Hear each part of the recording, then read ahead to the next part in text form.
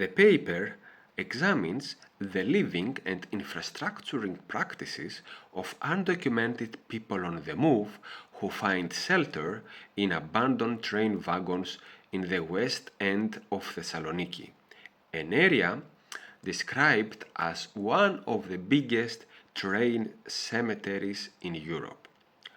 Hundreds of train wagons have been abandoned there over the years, especially after the 2010 financial crisis, when the state-owned railway company was faced with significant financial difficulties. These abandoned wagons form an urban borderland and have provided temporary shelter to numerous homeless and unregistered migrants who stop in Thessaloniki on their route to Central and Northern Europe.